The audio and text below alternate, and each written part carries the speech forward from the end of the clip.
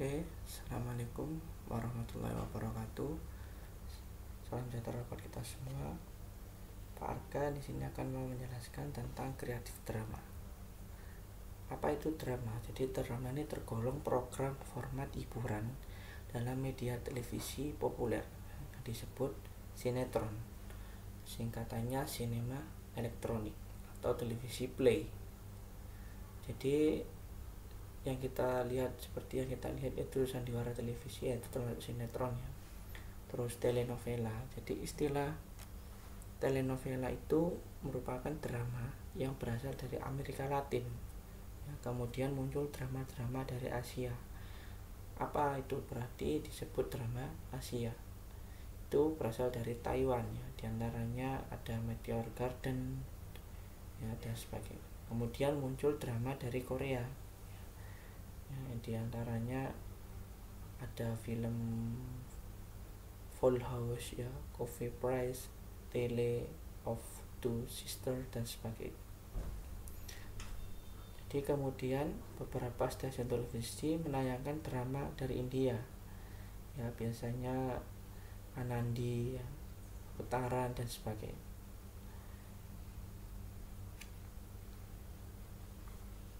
Jadi banyak jenis-jenis drama yang perlu kita ketahui. Pertama ada jenis drama tragedi. Nah, drama tragedi ini menceritakan kesedihan, terus kesengsaraan, menceritakan duka lara dari lahir dan batinnya. Nah, sampai meninggal dunia. Jadi drama tragedi ini tokoh utamanya itu biasanya memiliki kesengsaraan yang buruk dan menyebabkan dirinya atau kerabat dan sahabatnya ikut terlibat dalam masalah yang dialami. Itu tragedi. Yang kedua komedi. Jadi drama komedi itu apa? Drama yang menampilkan kelucuan dalam ceritanya. Tujuannya apa? Untuk menghibur ya, dan juga dapat berupa sindiran biasanya ya, pada karakter-karakter manusia yang dianggap tidak memiliki sopan santun atau etika moral dalam masyarakat. Itu komedi, hanya lelucon. Terus yang ketiga misteri. Apa drama misteri itu? Drama yang menyajikan adegan kriminal ya, atau unsur-unsur makhluk gaib ya, yang dibuat sedemikian rupa untuk menciptakan ketegangan dan ketakutan. Jadi drama misteri itu dapat dikatakan drama yang menjual. Menjual apa? Ketakutan dan ketegangan. Terus yang keempat yaitu laga. Kalau drama laga itu biasanya dibilang action.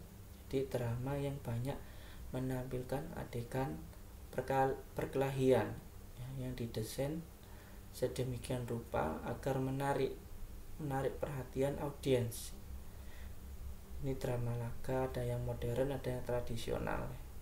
Kalau yang modern ceritanya menampilkan perkelahian pertempuran yang disetting modern. Nah, kalau yang tradisional ini drama yang menampilkan adegan laga yang dikemas secara tradisional seperti misteri Gunung Merapi, Joko Tingkir. Kalau yang modern tadi misalkan Raja Jalanan, ya, Anak Jalanan dan sebagainya. Terus yang kelima yaitu musik. Drama musik ini menyajikan cerita yang diungkapkan melalui lagu ya, lagu dan musik, baik sebagai selingan maupun sebagai keseluruhan. Jadi drama musik dan lagu ini jarang diproduksi untuk televisi ya, karena apa? Membutuhkan gerak atau tari dan lagu. Karena apa? Hanya grup itu yang digunakan. Biasanya artis yang serba bisa ya kalau ini. Yang keenam yaitu melodrama. Melodrama itu adalah drama yang bersifat sentimental atau mendebarkan, mengharukan. Jadi mengutamakan ketegangan. Ya, jadi ceritanya itu mendramatisasi kesedihan, terus memancing emosi penonton ya, agar penonton itu iba pada tokoh yang protagonis. Di konflik di melodrama ini bertubi-tubi pada si tokoh ya, akan semakin membuat penonton merasa kasihan dan bersimpati pada penderitanya. Nah, yang terakhir ini sejarah. Sejarah ini drama sejarah itu merupakan cerita jenis drama yang menampilkan kisah-kisah sejarah masa lalu, ya baik tokoh maupun peristiwanya. Di drama sejarah itu dapat dikategorikan sebagai drama dokumenter. Jadi jika peristiwa itu fakta terjadi pada masa lalu. Contoh drama sejarah itu peristiwa di 30 SPKI ya. Terus kisah Raden Ajeng Kartini, Cut Nyak dan sebagainya. Nah, jadi klasifikasi ya, ini ada jenis drama, ada anak-anak. Jadi anak-anak itu klasifikasi drama atau sinetron anak-anak adalah sebuah cerita drama tentang anak-anak yang berisi pesan yang bermuatan tentang, biasanya kalau anak-anak ini tentang kejujuran, terus cita-cita, kerja keras, tolong menolong, terus rajin, empati ya, rasa hormat dengan orang tua, cinta lingkungan, sayang pada orang tua dan sebagainya. Terus yang kedua remaja ya, jadi drama remaja itu drama yang ditujukan kepada remaja yang usianya antara 12 sampai 17 tahun. Jadi drama ini menggambarkan remaja dengan berbagai aktivitasnya. Biasanya suasananya dalam menuntut ilmu di sekolah, terus persaingan antar remaja, kenakalan ya, tentang etika, moral, persahabatan ya, yang kental, kejujuran dan tolong menolong. Terus yang ketiga yaitu klasifikasinya keluarga. Di drama keluarga itu adalah drama cerita tentang kehidupan keluarga yang terdiri dari ayah, ibu dan anak, atau melibatkan keluarga besar lain. Jadi menceritakan tentang keluarga ya, dengan segala macam dinamisasi kehidupannya. Jadi hidup rukun, harmonis, terus berkecukupan. Itu diceritakan dalam film keluarga. Terus dewasa. Jadi drama dewasa itu ada. Itu drama yang bermuatan konflik biasanya antara pemainnya. Tema yang menjadi cerita yang menarik pada drama remaja ini biasanya percintaan ya, terus pengkhianatan, perebutan harta dan kekuasaan. Jadi tema-tema ini biasanya tergabung dalam satu cerita sehingga konflik yang terbangun sangat dramatis dan menegangkan.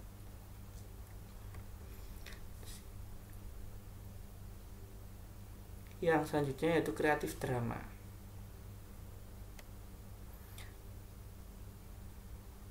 Jadi kreatif drama itu untuk membuat sebuah cerita drama pada beberapa unsur yang harus dipenuhi agar tidak membingungkan penonton. Nah, ini ada unsur-unsurnya drama, yaitu ada 4: tema, alur, latar, dan pesan. Di unsur tersebut itu juga ruang untuk pengembangan kreativitas drama.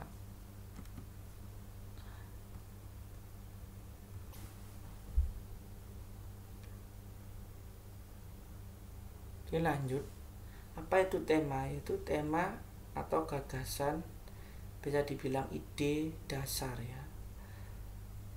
Ide dasar dari cerita itu merupakan hal yang pertama yang jadi perhatian dalam membuat cerita.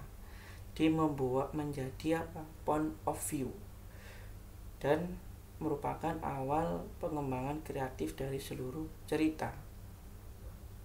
Jadi kalau membuat kreatif drama ini tentukan temanya dulu agar tidak kemana-mana. Jadi tema itu yang menjadi langganan cerita drama itu diantaranya biasanya tentang percintaan ya, terus tentang pengkhianatan, tentang persahabatan, tentang persaingan, kejujuran, kesabaran, atau tentang kerja keras dan keberuntungan.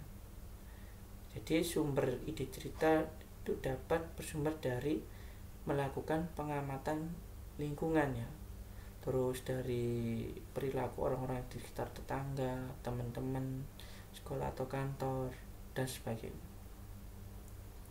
Terus yang kedua yaitu alur. Ya, alur itu apa? Rangkaian atau susunan cerita sejak awal hingga akhir yang dimainkan oleh siapa? Oleh para pemeran atau tokoh. Ya, pada apa tahapan peristiwa dalam sebuah cerita.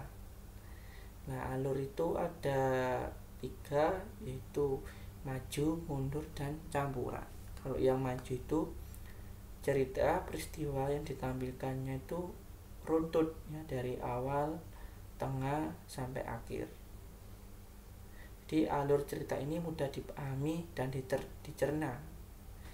Nah, biasanya alur ini digunakan pada drama anak-anak ya, tetapi juga dapat digunakan cerita drama dewasa.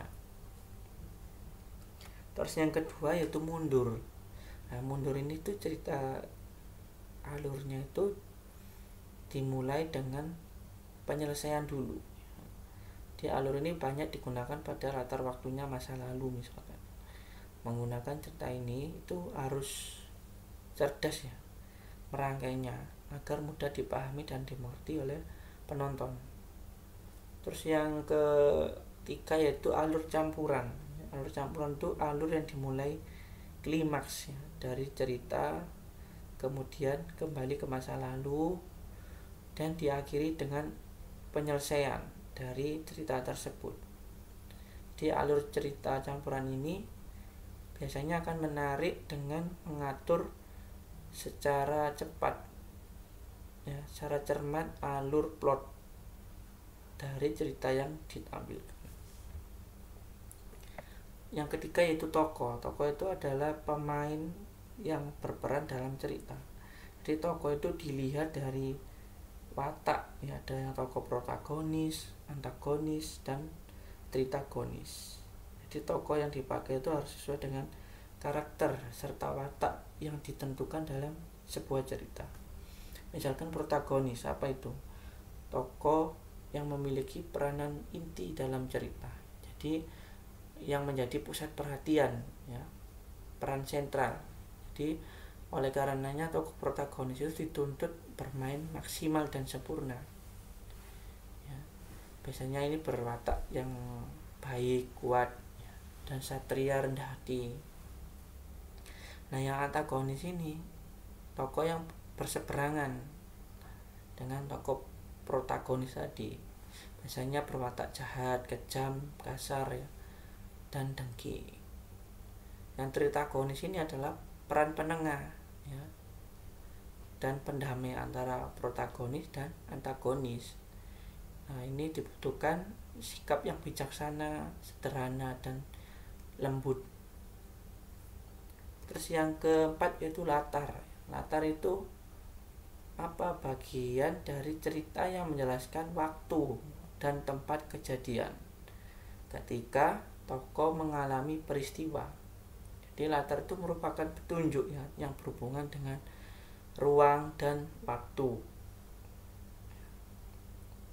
Jadi biasanya latar ini menggambarkan mengenai letak geografis kegiatan tokoh, terus waktu terjadinya peristiwa, lingkungan sosialnya seperti apa, musimnya apa, moralnya, dan sebagainya.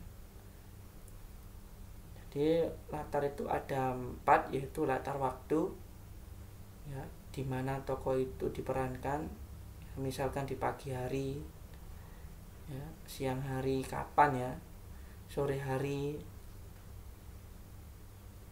atau masa lalu. Yang kedua yaitu tempat, yaitu latar yang dimana tokoh itu diperankan ya, bisa di taman sekolah misalkan, di ruang tamu, terminal ya. Terus yang ketiga yaitu suasana. Nah, latar suasana itu situasi yang terjadi ketika tokoh atau pelaku dalam cerita melakukan sesuatu. Misalkan suasana lagi gembira, terus suasana marah, sedih, dan sebagainya. Nah, yang keempat ini latar alat. Apa itu latar alat? Peralatan yang digunakan atau diperlukan saat tokoh atau pelaku dalam suatu cerita. Misalkan gelas, terus kacamata, pulpen, buku, dan lain. Terus yang kelima ini pesan. Apa itu pesan? Pesan itu nasihat ya, yang disampaikan melalui tokoh dan konflik dalam cerita. Jadi pesan ini itu biasanya berupa pesan moral yang bisa saja terlupakan atau dilupakan dan mengingatkan kembali pada penonton. Jadi pesan itu adalah unsur pendidikan yang selalu diselipkan dalam drama. Ya, jadi dalam bentuk drama apa saja, maka pesan yang akan disampaikan biasanya berhubungan dengan tema cerita. Jadi pesan itu harus tidak bertele-tele agar mudah dipahami oleh penonton. Oke, dalam menulis drama itu ada beberapa tahapan untuk menulis naskah cerita drama. Yang pertama yaitu ide. Ide ini topik ya atau tema, bisa dibilang begitu, adalah hal awal dari sebuah naskah drama. Jadi pemilihan ide ini dapat kita kembangkan dari cerita yang sudah ada atau kisah nyata atau true story ya, atau seluruh dari hasil imajinasi. Jadi setelah mendapat ide, selanjutnya dapat merancang latarnya di mana, ya, tokoh ceritanya itu siapa, dan sudut pandang. Terus yang kedua yaitu riset. Ya, perlu ini riset. Riset atau survei adalah apa?